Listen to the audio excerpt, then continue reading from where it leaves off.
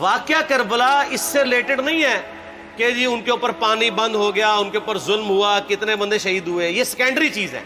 اصل چیز ہے کربلا ہوئی کیوں نبی علیہ السلام کی محنت کو 50 سال کے اندر اس لیول تک پہنچا دیا گیا کہ ہزاروں صحابہ زندہ ہیں اور نبی صلی اللہ علیہ وآلہ وسلم کی پوری اولاد ذبح کر دی جاتی ہے.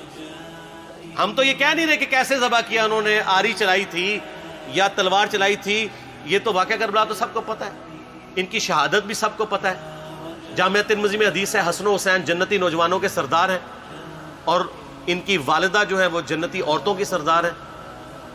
اور المستدل حاکم میں حدیث ہے حسن و حسین جنتی نوجوانوں کے سردار ہیں اور ان کے والد ان سے بھی بہتر ہیں. تو یہ تو ڈیفینٹ حدیثیں ہیں، یہ تاریخ تو نہیں ہے، نبی علیہ السلام کے فرامین ہیں. تو ان کی موجودگی میں ان کے ساتھ یہ کچھ کیا جائے تو ہم نٹی گریٹیز میں نہیں پڑھتے، ہم اس تھیم کے اوپر کہ یہ کون سی چیز تھی جس نے خلافت راشدہ کو ملوکیت میں بدل دیا، ہم اس تھیم کے اوپر بات کرتے ہیں. ہم کہتے ہیں چھوڑ دیں، بندے ہندے چھوڑیں. الٹیمیٹلی کیا نکلا ہے، کس کی وجہ سے ہوا ہے، وہ تو احادیث کی کتابوں میں موجود ہے. ہم کب کہہ رہے ہیں خفیہ کیمرے لگا گئے جی کس نے گولی پہلا تیر کس نے چلایا، یہ وہ ہم تو بتا رہے کس کے دور حکومت میں ہوا اور ان کا اپنا کردار کیا تھا، اس کو کس طریقے سے لا کے تخت پہ بٹھایا گیا. وہ ساری کی ساری چیزیں تو سامنے ہیں، وہ تاریخ کی کتابیں نہیں ہیں، حدیث کی کتابیں ہیں. اگر آپ کہتے ہیں کہ بخاری مسلم سے ہم نے صرف رفع الیدین کی حدیثیں لینی ہیں یا ایمانیات کی حدیثیں لینی ہیں اور باقی جو بخاری اور مسلم میں آل امیہ کی بدماشیوں کو ننگا کیا گیا ہے وہ ہم نے نہیں لینی ہے، تو سر پھر آپ اپنے آپ کو کلیئر کٹ، پھر ہم آپ سے واقعہ کربلا نہیں ڈسکس کریں گے، حجیت حدیث میں بات کریں گے. آپ کو اپنے آپ کو منکرین حدیث کہنا پڑے گا. یہ آپ اسکروٹنگ کیسے کریں گے؟ اس سے بڑی بات مجھے یہ بتائیں کہ عظمت صحابہ بڑی چیز ہے یا عظمت محمد رسول اللہ صلی اللہ علیہ وآلہ وسلم؟ تو بریلوی یہی تو رونا رو رہے ہیں، وہ کہہ رہے ہیں جی قرآن میں تھوڑی آیات ہیں. آپ پھر مڑ مڑ کے پڑھتے ہیں قل انما انا بشر مثلکم، اس میں تو نبی علیہ السلام کی تنقیص ہو رہی ہے. تو ہم ان کو کیا کہتے ہیں کہ تنقیص مقصد نہیں، نعوذ باللہ، نہ ہو رہی ہے. آپ افضل البشر ہیں لیکن آپ کی سپیشیز بشر ہے، یہ ہم اپنا عقیدہ سمجھتے ہیں، وہ اس کو تنقیص شمار کرتے ہیں. تو پھر اس وقت آپ بھی بریلویوں کی بات مان کے تو یہ آیات پڑھنا چھوڑ دیا کریں. آپ کہتے ہیں نہیں آیات ہے کیوں نہ بیان کریں، تو ہم بھی کہتے ہیں احادیث ہے کیوں نہ بیان کریں. کہ صحیح بخاری میں حدیث ہے 2812 عمار کو ایک باغی جماعت قتل کرے گی، وہ جماعت دوزخ کی طرف بلا رہی ہوگی اور عمار ان کو اللہ اور جنت کی طرف بلا رہا ہوگا. اب اس کے نرغے میں جو آتا ہے وہ آئے، میں اپنے نبی سے ٹکر لے لوں آپ لوگوں کے منہ کا خیال رکھتے ہوئے کہ میں نبی علیہ السلام کو کہوں کہ آپ نے کیوں ایسی بات کر دی کہ مولا علی کے مخالفین کو آپ نے دوزخ کی طرف بلانے والی جماعت کہہ دیا. تو لیں آپ ٹکر، جائیں سیدھا دوزخ میں.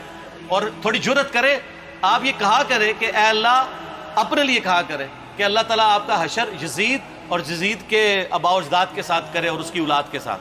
ہم کہتے ہیں کہ اللہ تعالیٰ ہمارا حشر جو ہے وہ مولا حسن حسین، مولا علی علیہم السلام اجمعین اور اہل بیت کے ساتھ کرے، آمین. اور آپ میں تو اتنی جرت نہیں آپ یہ بات بھی کر سکیں کیونکہ ان کو پتہ ہے.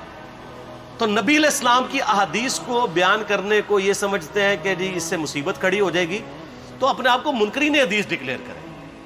پھر حجیت حدیث کا مقدمہ ڈسکس ہوگا، پھر کربلا نہیں ڈسکس ہوگی. اور یہ ٹی وی پہ بھی آ کے مولوی بیٹھے ہوتے ہیں، سنیوں کے بھی شیعوں کے بھی، مڑ مڑ کے جی وہ یزید نے یہ کر دیا. وہ یزید نے کیا کیا ہے یار؟ وہ تو سسٹم کا نمائندہ بن کے آیا جو پیچھے سے خراب تھا. یزید کو لے کے بیٹھے ہیں، یزید یزید یزید یزید. بھائی پیچھے سے معاملہ خراب ہوا. اگر نہیں یقین آتا تو یہ بخاری مسلم کی میں نے آلموسٹ 200 سے زیادہ حدیث مین اسٹریم کی کتابوں سے اکثر بخاری مسلم جمع کیے، پڑھے. اور سر میں نے تو ان کو چیلنج دیا ہے، یہ حدیثیں پڑھ کے نا اپنے ممبروں سے صرف ان حدیثوں کی تشریح اپنی پبلک کے سامنے کر دیں. نہیں کر سکتے تو وہ لعنت کے مستحق تو ہو رہے ہیں حق چھپا کے، اور قیامت دن کے منہ پہ لگام ڈالیے. اور پھر مڑ مڑ کے کہتے ہیں نہیں جی وہ کچھ چیزیں خاص ہوتی ہیں وہ عوام الناس کے سامنے نہیں کرنی چاہیے. وہ صحابہ کرام بھی بعض اوقات ایسی باتیں پبلکلی نہیں کرتے تھے. میں نے اس کے اوپر بڑا ایک میرا کلپ ہے یوٹیوب پہ، مولا علی سے متعلق 5 جھوٹ، تو میں نے کافی ساری چیزیں اس میں ڈسکس کی ہیں. لیکن میں یہ کہتا ہوں کہ اللہ کے بندو، جو چیزیں نبی علیہ السلام نے منع کی ہیں بیان کرنے سے وہ تو ہم ڈسکس کر بھی نہیں رہے. میں نے آج تک آپ کو منافقین کے نام بتائے؟ آپ نے حذیفہ ابن یمان کو بتایا تھے نا آپ صلی اللہ علیہ وآلہ وسلم نے, صحیح بخاری میں آتا ہے. تو میں نے آپ کو بتایا, آپ رازدار رسول تھے, وہ ختم ہوگی بات. میں نے کبھی ڈسکس کی ہے؟ اگرچہ میں نے صحیح مسلم کی حدیث 7035 نمبر ڈسکس کی ہے کہ نبی علیہ السلام نے فرمایا میرے صحابہ میں 12 منافق ہیں, وہ کبھی بھی جنت میں داخل نہیں ہوں گے یہاں تک کہ سوئی کی ناکے سے اونٹ نہ گزر جائے, اور ان میں سے 8 ایسا ہے جس کی کمر پہ دوبیلا پھوڑا نکلے گا. میں نے آج تک آپ کو بتایا کہ کس کس کی کمر پہ دوبیلا پھوڑا نکلا اور اس کی موت اسی پھوڑے میں ہوئی ہے, بتایا؟ تو میں تو وہ چیزیں ڈسکس بھی نہیں کر رہا, میں وہ چیزیں ڈسکس کر رہا ہوں جو نبی علیہ السلام نے علامات النبوہ میں بتائی ہیں. یہ امام بخاری حدیث نبوت کی دلیل کے چیپٹر میں لے کے آئے ہیں, اور امام بہقی نے 3500 احادیث پر مشتمل ایک کتاب لکھی ہے دلائل النبوہ, کہ ہم نبی صلی اللہ علیہ وسلم کو نبی کیوں مانتے ہیں, اس کے اوپر. اور اس میں یہ ساری حدیثیں عمار ابن یاسر کے قتل والی لے کے آئے ہیں,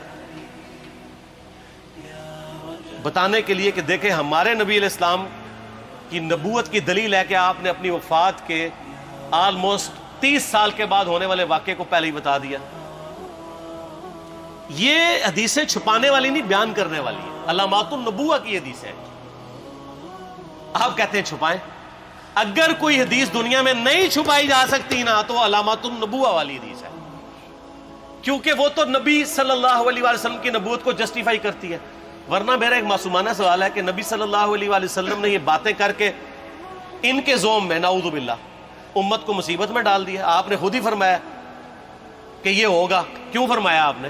میں تو بیان کر کے مجرم ہوں, تو جس نے مجھے خبر دی ہے ان کے بارے میں آپ کا کیا خیال ہے؟ یہ مسند احمد کی حدیث یہ میں نے گھر بیٹھ کے بنائی ہے کہ میری بیوی کا کیا حال ہوگا جس پہ خوف کے کتے بھونکیں گے. تو سیدہ عائشہ سے مجھ سے زیادہ نبی علیہ السلام کو محبت تھی, لیکن آپ اللہ کے پیغمبر تھے, آپ نے اپنے گھر کی خبر بھی نہیں چھپائی, بتا دی کہ یہ ہوگا. اور اس سے بڑھ کے آپ صحیح بخاری میں دیکھیں عمار ابن یاسر کا خطبہ ہے. میں نے یہ سارا, پریشان نہیں ہونا, یہ ریسرچ پیپر میں سارا کچھ موجود ہے, اور کوئی چیز بھی ایسی نہیں جو اس میں سکپ ہو. صحیح بخاری میں خطبہ ہے کہ عمار ابن یاسر کو مولا علی نے بھیجا کوفے میں. کوفے والے نیوٹرل ہو گئے تھے کیونکہ بصرہ سے سیدہ عائشہ آ رہی تھیں, اور وہاں پہ انہوں نے کہا نہ ہم سیدہ عائشہ کا ساتھ دیں گے نہ مولا علی کا دیں گے. تو عمار ابن یاسر کو تیار کرنے کے لیے, یعنی وہاں کے جو عوام تھی اس قتال کے لیے, مولا علی نے بھیجا.